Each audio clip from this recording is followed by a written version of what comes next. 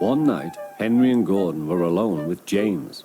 Although the Fat Controller was beginning to think well of him, whenever a chance came, the other engines would talk of nothing but bootlaces. "Remember the time one had to be used to get you out of trouble, James," they would tease. James tried to get his own back, talking about engines who got shut up in tunnels and stuck on hills. But they wouldn't listen. "You talk too much, little James," said Gordon. "A fine, strong engine like me has something to talk about. I'm the only engine who can pull the express. When I'm not there, they need 2 engines. Think of that. I've pulled expresses for years and have never once lost my way. I seem to know the right line by instinct." Every wise engine knows, of course, that the signalman works the points to make engines run on the right lines, but Gordon was so proud he had forgotten. "Wake up, James," said Gordon next morning. "It's nearly time for the express." "What are you doing? Odd jobs?" "Oh, well, we all have to begin somewhere, don't we?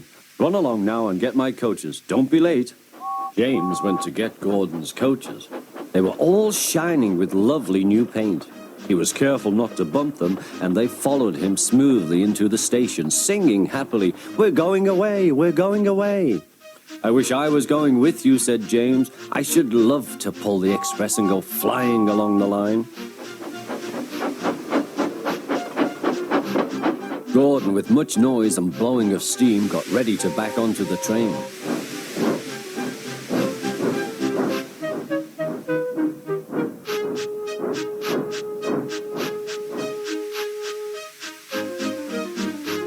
The Fat Controller was on the train with other important people, and as soon as they heard the guard's whistle, Gordon started.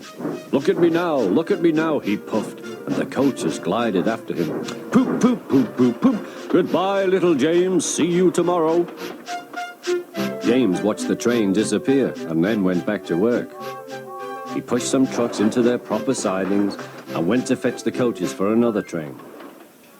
James had just brought the coaches to the platform when he heard a mournful noise. There was Gordon trying to sidle into the station without being noticed.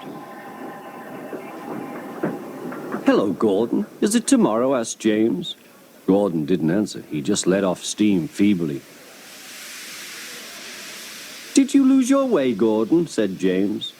"No, it was lost for me.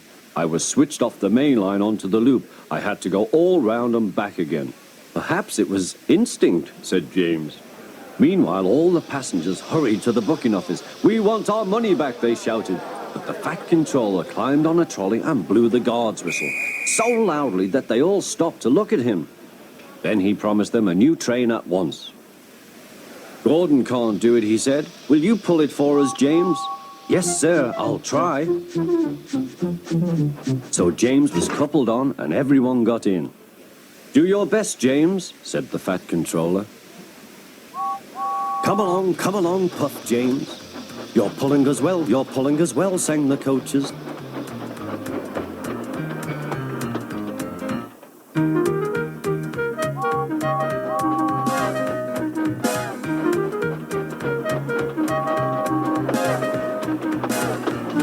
Bridges and stations flashed by, the passengers cheered, and they soon reached the station. Everyone said thank you to James, and the Fat Controller was very impressed. "Well done," he said. "Would you like to pull the express sometimes?" "Yes, please," answered James. Next day, when James came by, Gordon was pushing trucks. "I like some quiet work for a change," he said. "I'm teaching these trucks manners. You did well with those coaches, I hear." "Good, we'll show them." And he gave his trucks a bump. James and Gordon are now good friends. James sometimes takes the express to give Gordon a rest. Gordon never talks about bootlaces, and they are both quite agreed on the subject of trucks.